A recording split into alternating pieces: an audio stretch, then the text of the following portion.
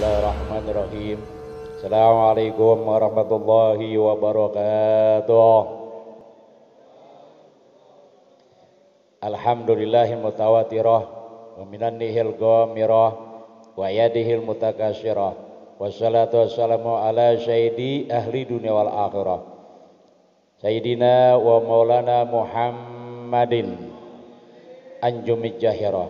Ashhadu an la ilaha wahdahu la syarika lah wa ashhadu anna sayyidana wa nabiyana Muhammadan abduhu wa rasuluh. Amma ba'du. Yang kami hormati dan kita cintai bersama, pertama-tama yang punya musholah kurang besar di sini, kami hormati pula ini telah Ustaz Muhammad Syarif Hidayatullah. Doain guru kita biar sehat walafiat. Hei, doain guru kita biar sehat walafiat, panjangan umurnya, tambah rezekinya, dan diberikan keberkahan buat kita semua. Dan juga guru kita tak lupa ini telah Ustaz Sauluddin, mudah-mudahan sehat walafiat berkah. Anak-anakku sekalian, para remaja putra putri yang malam hari ini alhamdulillah kita kumpul di taman surganya Allah, zaman yang sangat mahal. Ini kita yang hadir orang-orang yang dapat hadiah rahmah hidayah dari Allah. Dibanding teman kalian, dibanding dengan pacar kita yang gak pernah ngaji, gak pernah sholat, kerjaannya main HP mulu, tapi kita ada sedikit filter. Ini salah satunya yang Allah berikan nikmat iman dan Islam, sehat dan panjang umur. Alhamdulillah.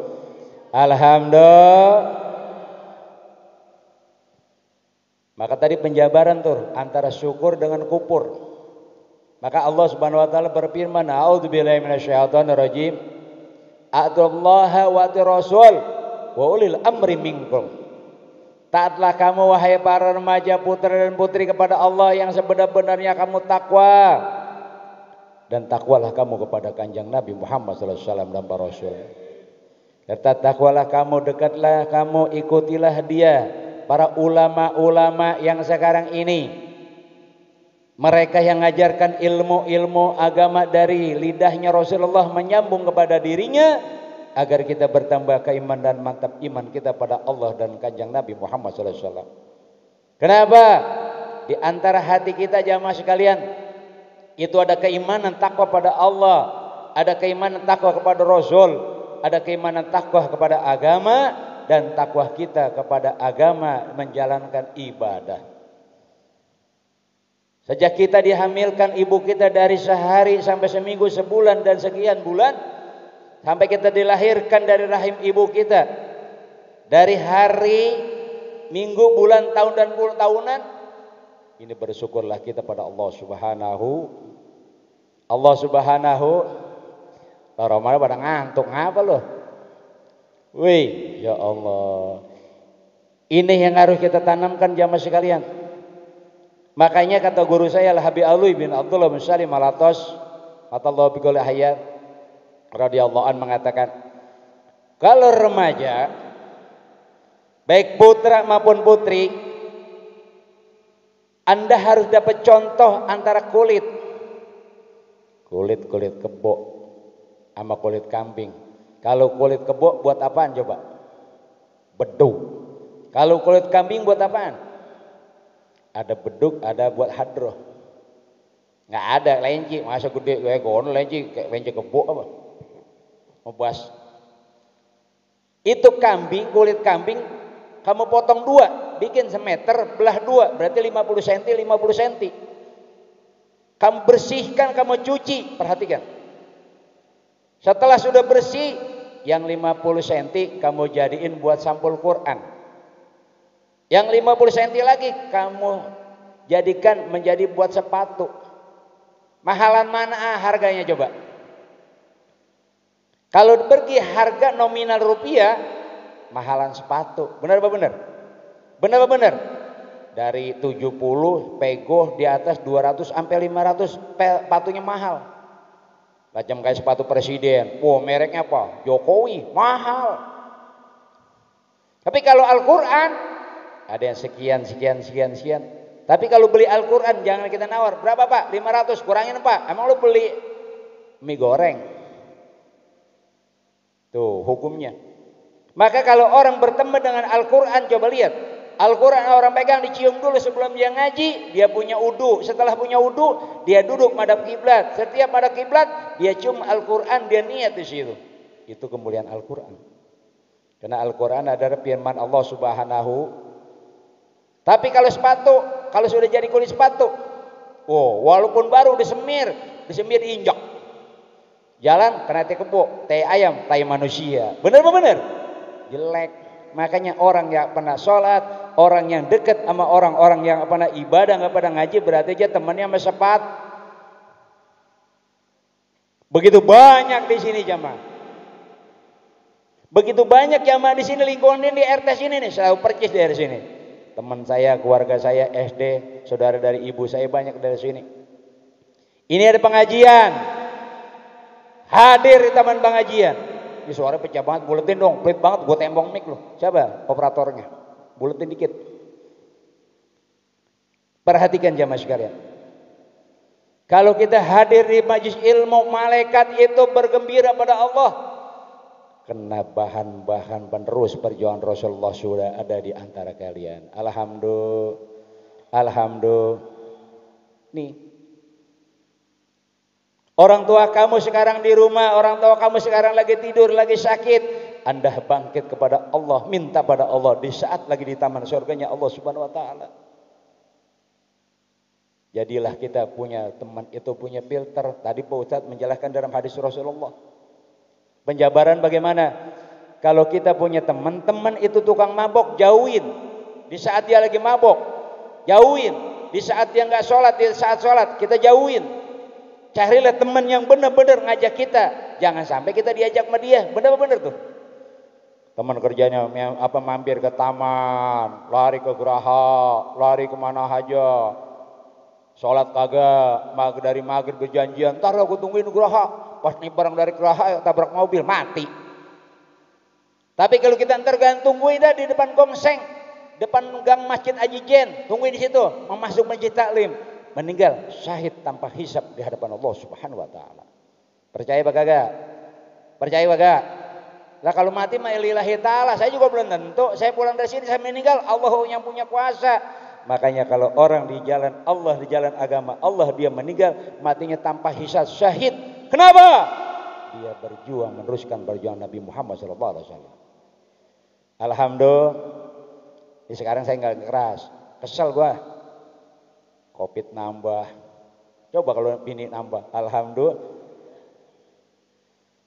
Covid nambah bergeledek ya kan. Sosi. Ya Allah, udah lihat aja sekolah nambah lagi, berhenti dulu setahun setengah kagak sekolah, mampus saya pada lu kagak sekolah. Kasihan dari SD masuk kelas 1 kagak sekolah, naik kelas 2 coba belajar di mana? Meja kagak tahu mejanya kayak apa gedenya. Ya benar-benar duduk masjid. Paul. Di sinilah kita jamaah sekalian. Ini di zaman saya begini, bagaimana di zaman Anda entar 10-15 tahun akan datang. Lihat! Merenti agama sekarang sudah lihat. Yang Syiahnya, yang macam-macam LDI nyatu di situ bersatu. Palanya bau menyan lagi. Kalau Anda tidak bergabung kepada ulama-ulama yang sekarang menjuruskan perjuangan Rasulullah, nanti akan bersesatkan. Ya punya saudara jamaah sekalian di daerah Pemadam Sentek, bukan Poncol. Bapaknya meninggal seminggu yang lalu. Akhirnya apa? Bapaknya meninggal kagak boleh dibacain Yasin dari jamaah musholah. Nggak boleh yang mandiin dia. Tapi yang mandiin dari gurunya dan masuk di kuburan tidak boleh diajankan, tidak boleh dibuka tali pocongnya, nggak boleh ditalkinkan, nggak boleh ditahlilkan. Emaknya nangis, padahal emaknya adik saya sepupu dari bapak saya. Nih LDI sialan dangkalan tuh. Kalau Anda mau sholat di musola dia dicuci, kencingin aja, kencingin lu lari, dan cuci meja, makan aja gue lu. Benar gak? Makanya lu nyari guru yang benar, di guru kita alhamdulillah. Saya bangga kepada beliau. Kenapa? Karena dialah meneruskan ustadz-ustadz daerah Gongseng. Daerah Gongseng mana? Orang Betawinya nyeplek semua. Kerjanya mabok, tuh, garong, boker dah. Di sini paling ibil. Ustadz Jamil hono. Mana lagi Ustaz? Ustaz Iak. Ustaz Dani orang Sunda. Ishak. Ada yang Nggong. Idrus. Ustaz apa tuh? Yang musola Rahasana masjid. Bodo amat aku tahu juga kagak. Iya Ustaz Betawi udah mati. Makanya enteng aku orang Betawi. Belajar ilmu agama. Yang meneruskan perjuangan Rasulullah SAW. Benar. Sedih saya ngeliat orang Betawi kerjanya mabok, gele, narkoba. Ditangkap polisi, jidatnya ditempel pistol. Ma bukan gua. Oh no, aku nyok. Makanya kalau kita bangga kepada agama, alhamdulillah.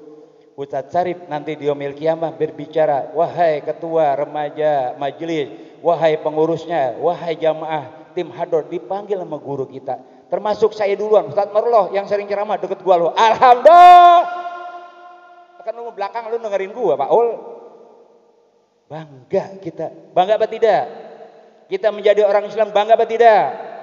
Tapi lihat teman-teman kalian yang sebelah daripada Bang Amus Mola ini, mereka anaknya sudah besar di atas SMP SMA, sekarang lagi pada main kerambol, sekarang lagi main remi, main kartu, main catur, main HP.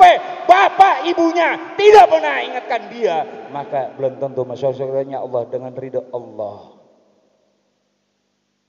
Ya Allah, bagaimana Islam memaju, benar gak? Ini yang harus kita tanamkan. Allah Subhanahu wa taala mengingatkan. Ya tadi dapat ilmu dari Habib Bunmai. Habib Ahmad ya, Habib Rodi Ahmad Rodi Al Bunmai. Masalah kita tanamkan yang pertama, rindu kepada Allah Subhanahu wa taala. Rindu kepada Allah Subhanahu.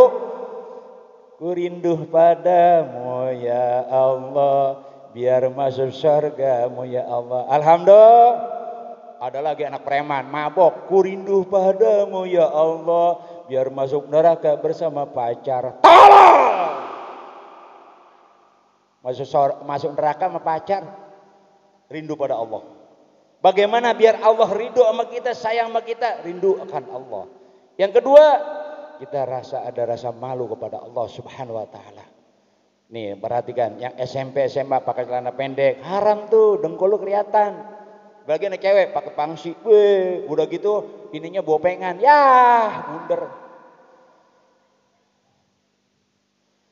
Yang ketiga, takut kepada Allah. Takut ancaman Allah, siksaannya Allah. Kalau kita sering di majelis taklim, kalau kita dekat sama orang tua, cium tangan sama orang tua, dekat sama guru kita, Allah hapuskan dosa-dosa kita. Alhamdulillah. Saya kalau kemari nih malam minggu saya datang mungkin 3 minggu sekali atau 2 minggu sekali. Kenapa? Karena saya sayang sama kamu, saya cinta sama kamu. Andalah penerus daripada Ustadz Kiai ulama Umar dari Cijantung. Kalau Anda tadi Ustadz Syarif mengatakan Anda ngaji di mana Ustadz Habib, silakan. Tapi waktu malam minggu khusus di majlis kita, itu yang paling mulia di hadapan Allah Subhanahu wa taala. Makanya sama guru cium tang, cium guru begini, guru buatan gua murid gua ketabok, tanya Ilham no, gua gampar, cium tangan gua. Kenapa? Tangan gua bau jengkol, tolol. Assalamualaikum warahmatullahi wabarakatuh.